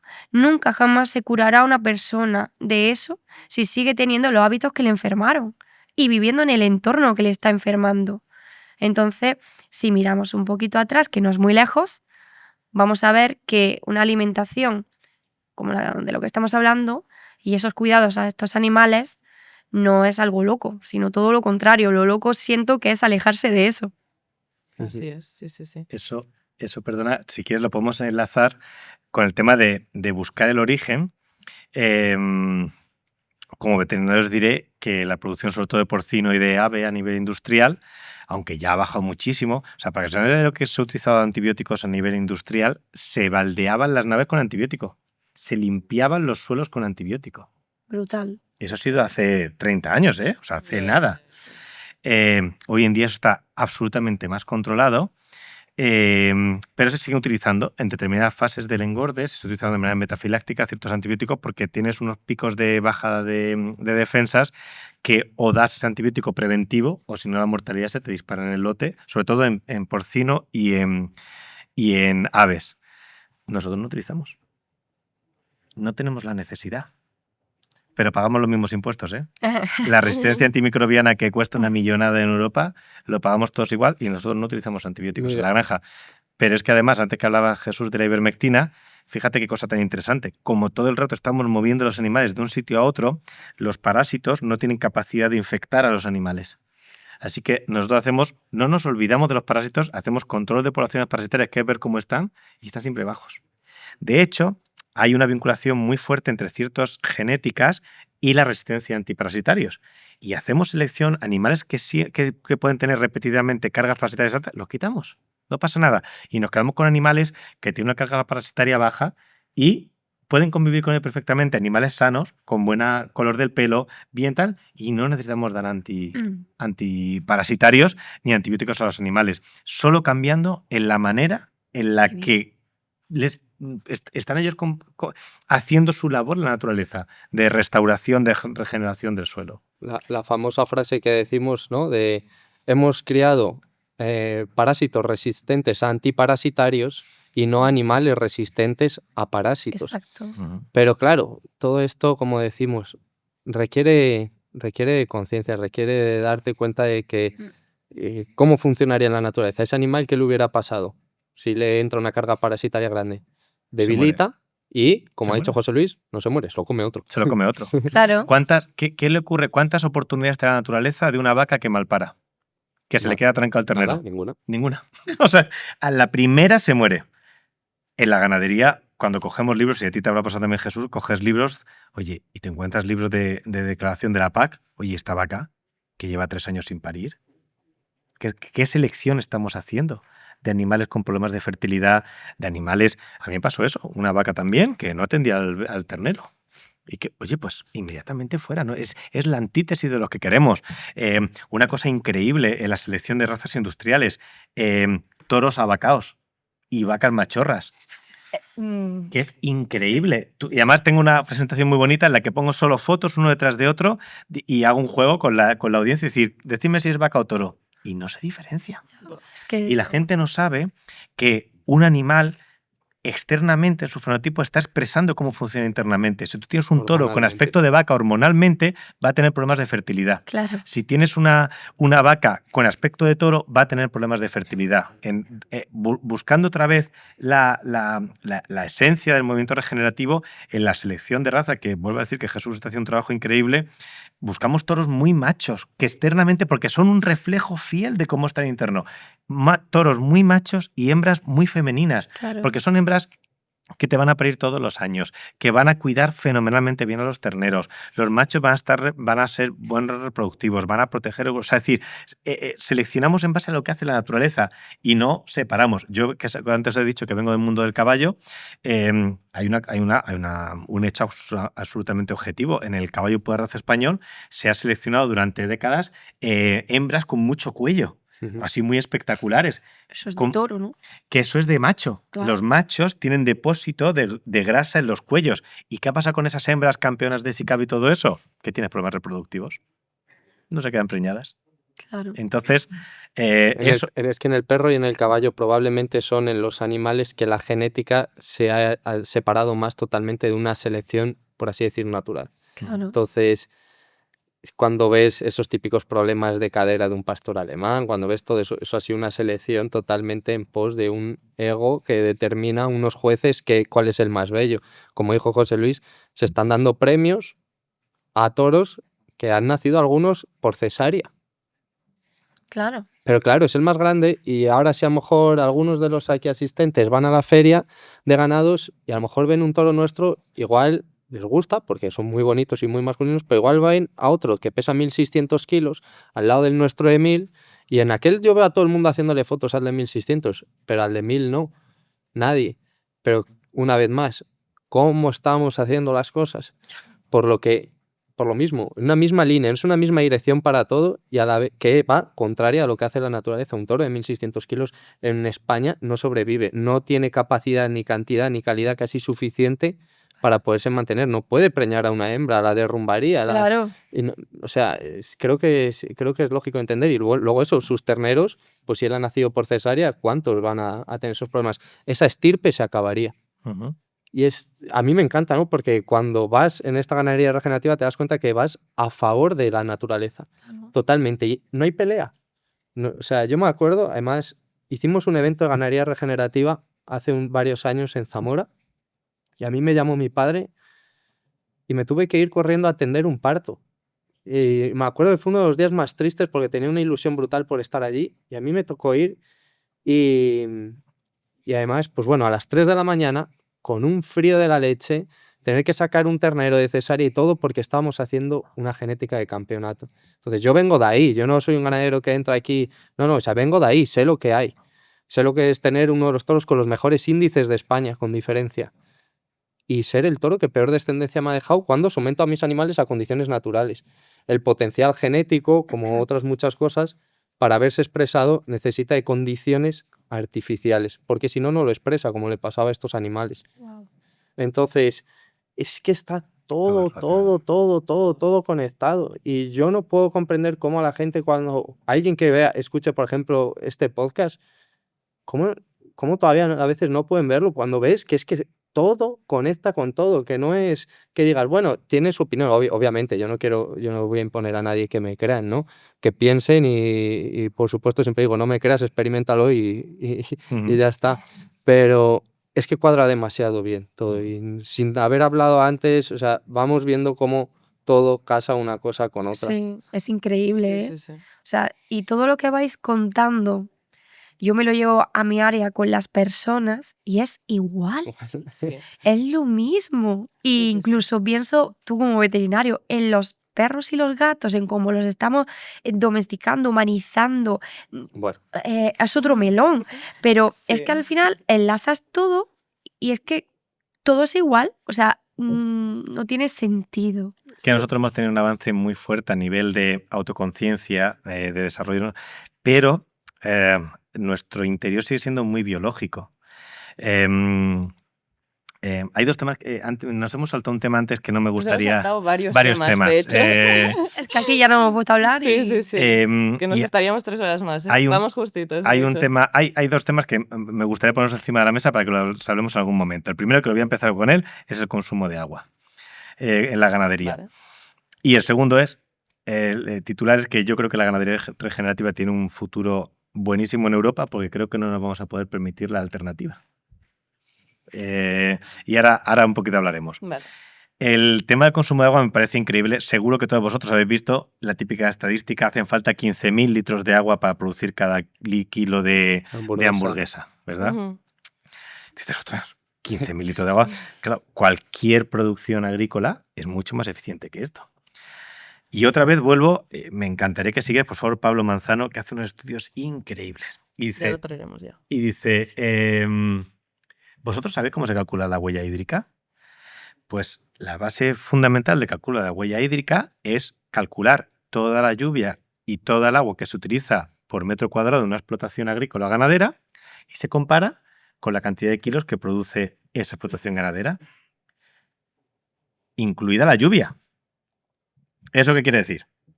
Que tú tienes 200 ovejas en Escocia y tiene una huella hídrica increíble, porque le imputa a todo kilogramo de cordero que salga de esas ovejas el 100% de la lluvia que cae en esa pradera.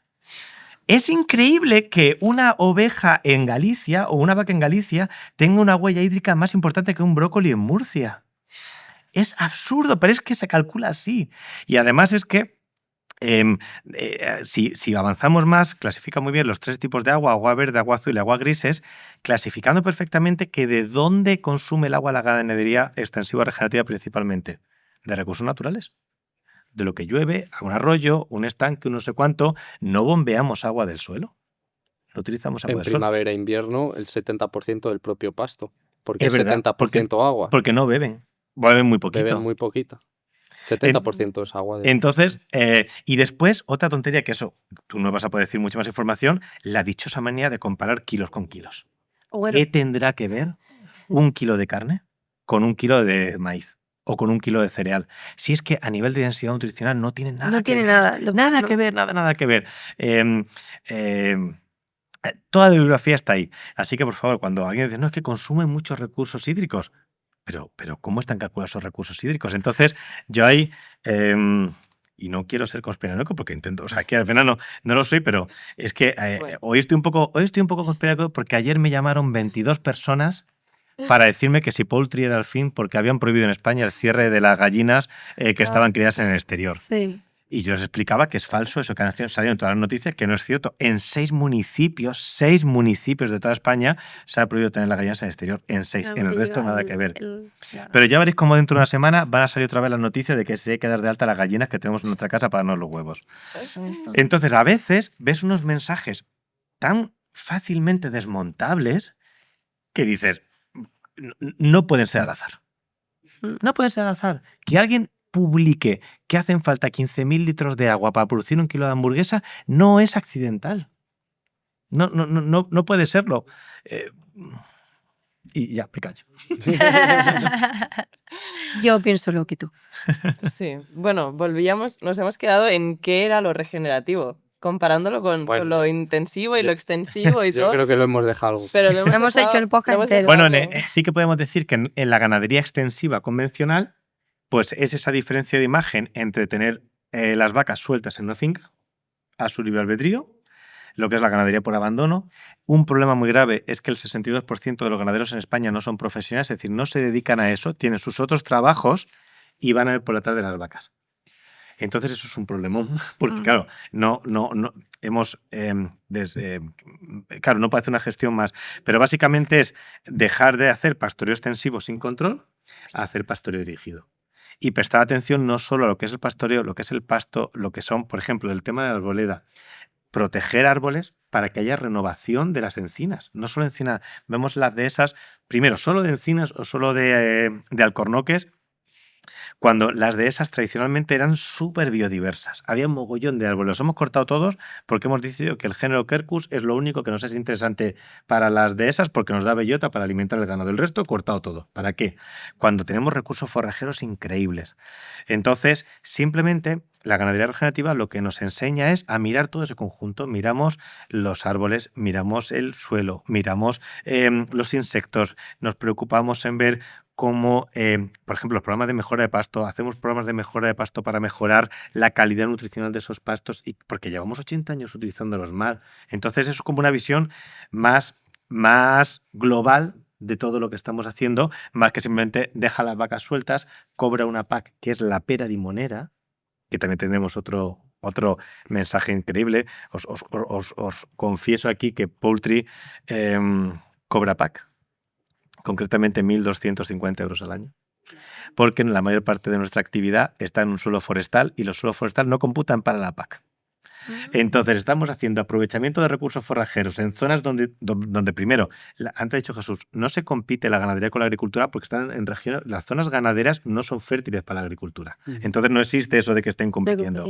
Y lo segundo, con una administración y una PAC que está primando el uso convencional del suelo. No está primando el aprovechamiento de recursos forrajeros, en muchos casos lo está penalizando. Tú ahora mismo tienes, en España, donde llueva menos de 450, 500 litros al año por metro cuadrado, la producción de cereal es absolutamente ruinosa. Porque un año bueno cosechas, claro, y después te vienen 4 años malos que no vas a cosechar nada. En cambio, un pastizal de plantas perennes, un año con mala sequía, te va a producir menos pasto, pero te da. Vale. España ha sido tradicionalmente un gran país ganadero. La raza ovina, la merina, es una raza española. Pues resulta que si tú tienes un campo de tierras que estás arando para producir cereales, aunque la mayoría de los años tengas cero de producción, tú sigues cobrando la PAC. ¿Qué ocurre si tú dices, oye, es que estoy jodiendo nuestro entorno, es que se están inundando las carreteras de tanto labrar los suelos? Voy a hacer voy a establecer un pasto perenne para ganar en mejora medioambiental y tal. Te quitan un 40% de la PAC. Es decir, el propio sistema, ¿sabes?, te obliga a estar dentro del sistema. Y cuando sacas la patada de la patita fuera del sistema, te pega con la varita en la patita. Ya ves. Así que estamos... Aviso que queda poquito tiempo. Quería hablar más del tema nutricional, pero creo que eso lo vamos a dejar para otro día.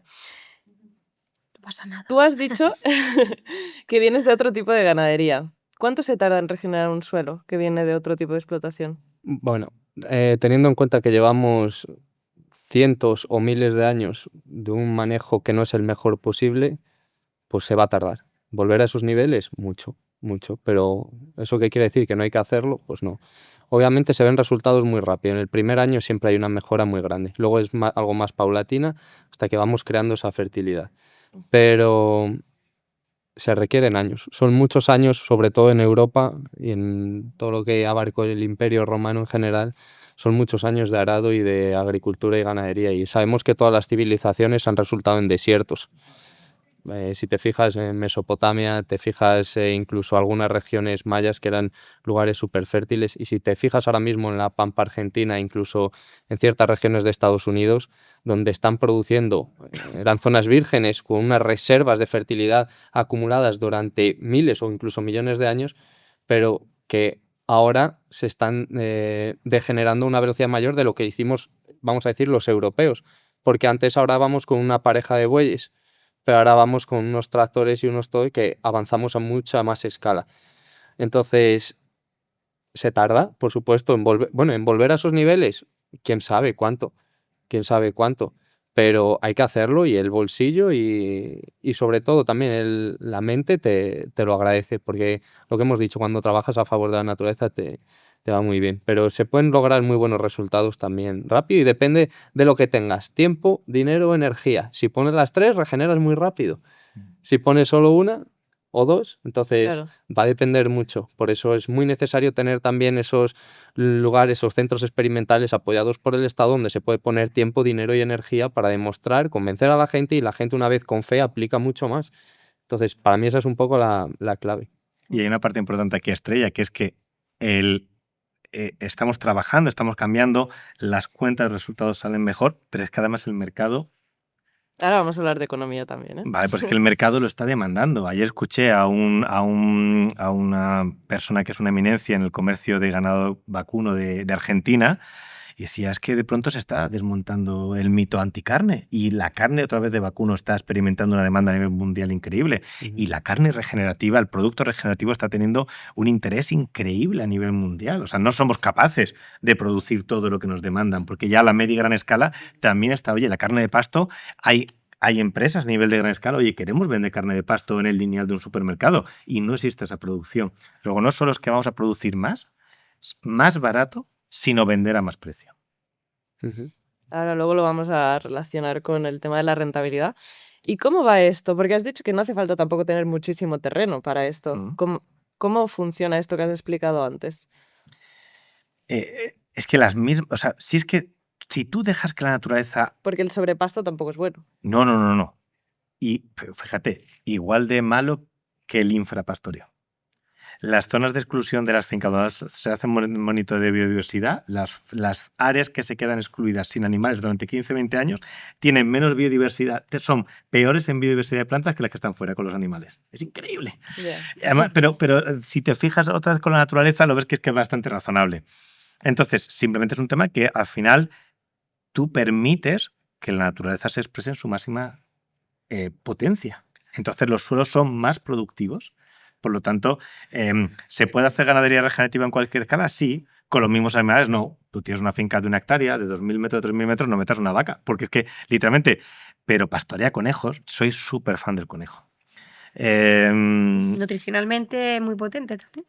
Sí, hay un tema ahí muy interesante con el tema de la proteína, pero es que... ¿Quieres terminar ahora en 10 minutos? Sí. Deberíamos. Pues entonces, súper rápido. Soy muy fan de que seamos capaces de diseñar procesos productivos que sean capaces de alimentarlos con lo que da el campo. Solo con lo que da el campo. Y la carne 100% a pasto es el ejemplo perfecto. Y dentro de eso, el conejo me parece que es la cuadratura perfecta del círculo. Nosotros ahora en casa, en petit comité para nuestra familia, con mis niños que lo hacemos también, hacemos pastoreo de conejos, tenemos unos camping en los que estamos aprendiendo y producimos conejos solo con lo que da el campo, nada, no les tenemos que proveer de nada y tienes una carne de increíble calidad, absolutamente increíble. Y lo quiero unir, podemos hablar de economía, pero lo quiero unir con la idea que antes decía de Europa, porque, ¿Te puedo hacer una interrupción? claro, debes. Y el equino y el caballo de carne. El caballo de carne, súper importante. Otro animal humanizado. Obviamente el de carne, el salvaje, por así decir, no tiene nada que ver. Es un animal mucho más natural y su función es convertir pastos y forrajes de la peor calidad, los que ni la vaca casi es capaz, a la cual le tenemos que a veces que ayudar y dar suplementos para que los puedan digerir. El caballo lo hace y con una eficiencia brutal. Requiere de comer más cantidad, por eso en términos económicos para la ganadería no suele ser rentable, porque tiene que comer más cantidad, pero es capaz de procesarla y crear el alimento probablemente con más alto en proteína, ¿no? Ujú. Claro, eso sí. Porque tiene la digestión cambiada. Es decir, la Digestor de vaca, ciego. la vaca tiene toda la fermentación al principio y después entonces hacen una ingesta muy potente de comida, después se recuestan hacia el rumen, pero el caballo lo hace al revés. Tiene primero una digestión química en el que la lignina y la celulosa ya están predigeridas antes de llegar al ciego y al colon donde se produce la fermentación.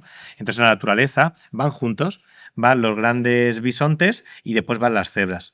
Entonces aprovechan los dos perfectamente, tienen nichos biológicos un poco diferentes. Y en estos 10 minutos o menos solo quiero dar una pincelada. Hemos vivido un momento, o estamos viendo ahora un poquito de decadencia en el europeo, pero Europa ha sido tradicionalmente la gran soberana a nivel mundial, a nivel económico, pero no es la realidad que van a vivir yo creo que nuestros hijos. Creo que cuando hemos vivido la guerra de Ucrania se ha producido un precio increíble a nivel de insumos que a nosotros nos ha costado un poquito más, ¿verdad? El consumidor, uy, qué rápido se ha puesto la carne, pero la compraba, no sé cuánto. No han pagado el consumidor, no ha pagado lo que se ha encarecido la producción durante ese periodo de tiempo.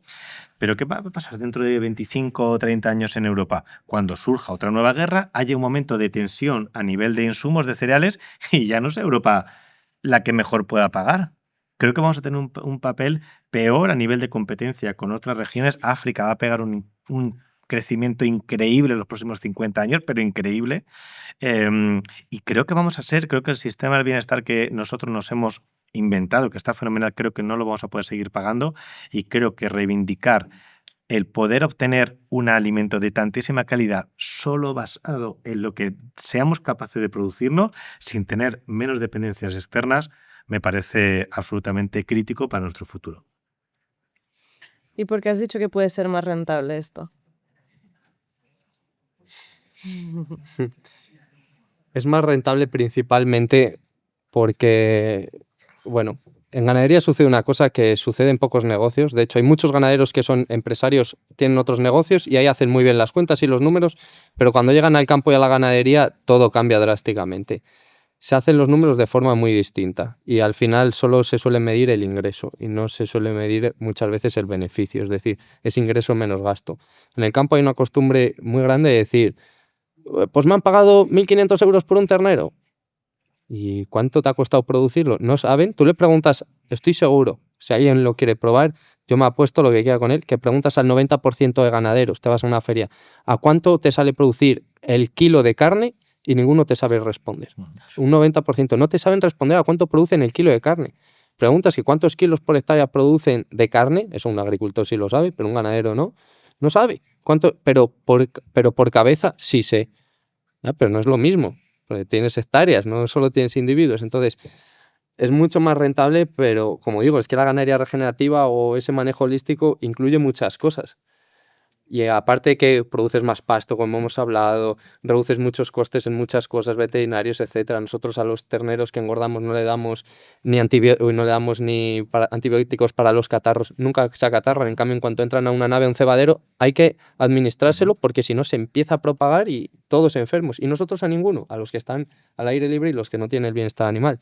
Entonces, vas reduciendo muchos costes, pero luego además te vuelves también un poco más, esa visión integral te hace también abarcar también el área de las finanzas y ver que hay que hacerlas un poco de otra forma. Y simplemente con algo a lo que le prestas atención ya crece como una mera planta. Solo con ponerle atención, por lo que sea, ya le empieza a ir mejor. La desatiendes y ¿qué pasa? Pues con las finanzas sucede lo mismo. Entonces, el ganadero solo mira en esa dirección, en el máximo rendimiento por individuo, y no mira muchas veces en el total, en el conjunto. Y ese es, como hemos dicho, el principal problema. Entonces, para mí sí es más rentable. Bueno, para ¿Algo mí que es, decir? es una evidencia. Em, que nos va relativamente bien. O sea, Paul, tú tienes 6 años de experiencia ahora mismo. Como todas las startups, ha sido una pesadilla arrancarlo, sobre todo porque no había conocimiento previo. Pero oye, que una empresita pequeñita en un pueblo de 1.800 habitantes estemos facturando cerca de 1 millón de euros, que estemos 10 personas trabajando en el equipo, es la leche, ¿no? Está muy bien, la demanda no para de crecer. O sea, creo que tenemos que sentirnos un poco orgullosos de lo que estamos haciendo en vez de penar. Oye, mira, creo que es de las pocas cosas en las que en el sector primario no podemos estar. Oye, hay esperanza, hay futuro, hay demanda, hay interés. Estamos viendo que tiene una consecuencia sobre nuestra salud, sobre nuestra dependencia de terceros países, sobre nuestro ecosistema. Es muy estimulante, es muy bonito. Qué bien. Mm. Ya para acabar, sí que me gustaría sacar ese tema. Bueno, ella es la autora del libro Dieta Solar y habla mucho sobre los beneficios del sol. Y yo creo, igual que con los antibióticos, que somos consumidores de segunda generación de toda esa cosa que le dan a los animales en este tipo de granjas, ¿no? O sea, no en el vuestro, en el otro, sin criticar a nadie. ¿Cómo afecta eso también a la salud del humano? O sea, ¿el antibiótico te refieres? Bueno, todo, o sea, comparando, aunque no nos guste hacerlo, ¿qué beneficios tiene sobre nuestra salud este tipo de ganadería? Wow, pues todos los beneficios. O sea, es que a nivel longevidad, o sea, si supiéramos, si creyéramos, porque saberlo sabemos, que el ser humano podría vivir más de 120 años, porque es que estamos capacitados para eso, haríamos las cosas de otra manera. Entonces, vivir así, bajo todo esto que hemos estado hablando hoy, y abogar por esto, apoyar esto, porque pienso que esto sería el cambio que necesita el mundo y todo el que vea este podcast que se lo cuestione porque el mundo necesita saberlo para cambiar las cosas. Esto va a hacer que la natalidad en humanos aumente, que los niños no enfermen a temprana edad sin motivo, porque es muy triste. Yo en consulta veo cosas a diario que yo lloro de tristeza, ¿eh?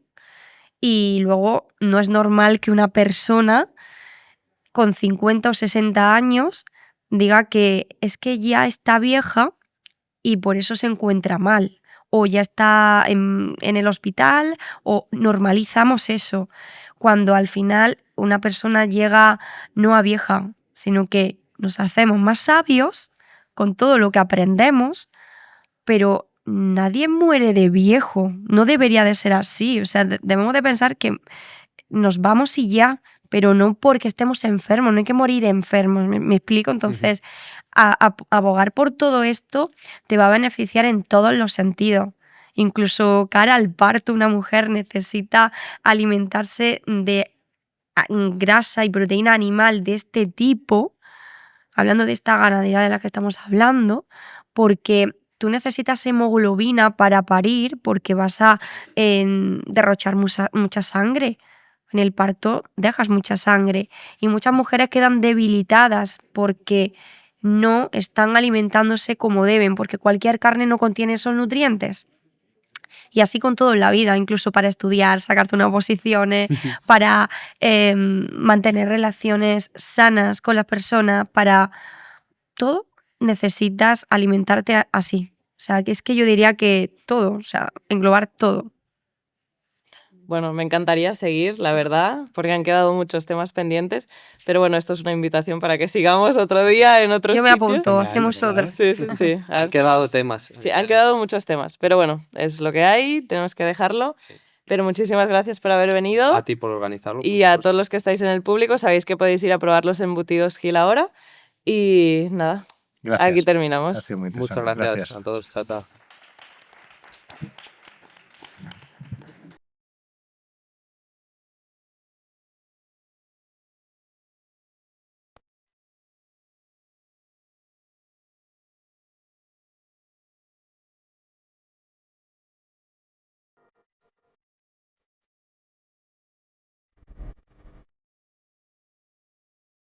Nosotros somos una familia que creemos en nuestro proyecto. Esto es una forma de vida, es mucho más que un negocio en el que se cierra la puerta y ya está.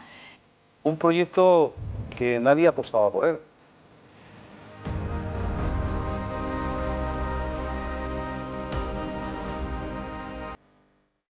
Estamos en un paraje natural que nos permite poder criar y conservar el mejor producto. Aquí creamos un cerdo muy rústico. Ellos viven en temperaturas extremas y la grasa es un abrigo, es un calefactor para ellos.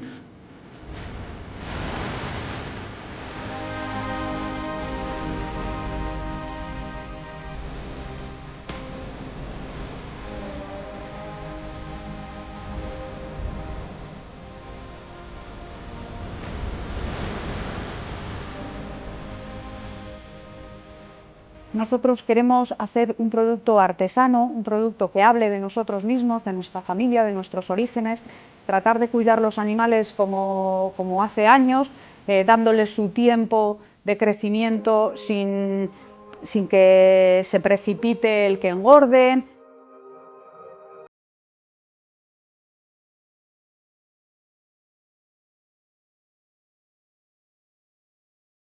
Somos los únicos en España que criamos los cerdos, que además les hacemos su propio alimento. Realizamos todo el proceso. Nosotros recibimos las canales, nos llegan del matadero, partidas a la mitad, realizamos el despiece, vamos seleccionando cada una de las partes, los lomos y los jamones se salan, se separan los magros para el chorizo, para el salchichón, se embute y posteriormente va a secadero. Ahí se curan lentamente, sin ningún tipo de aditivo, ni ningún tipo de proceso de secado rápido, y posteriormente se envasa y va a los clientes.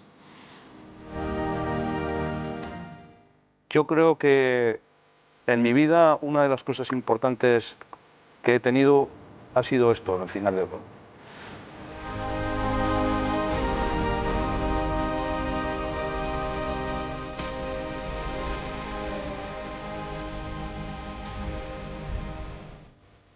Muy importante la calidad, pero después constancia, constancia, constancia. Embutidos Luis Gil, si en una frase solo se puede resumir, sería, sin lugar a dudas, el respeto hacia todo lo que nos rodea, disfrutando con lo que uno hace.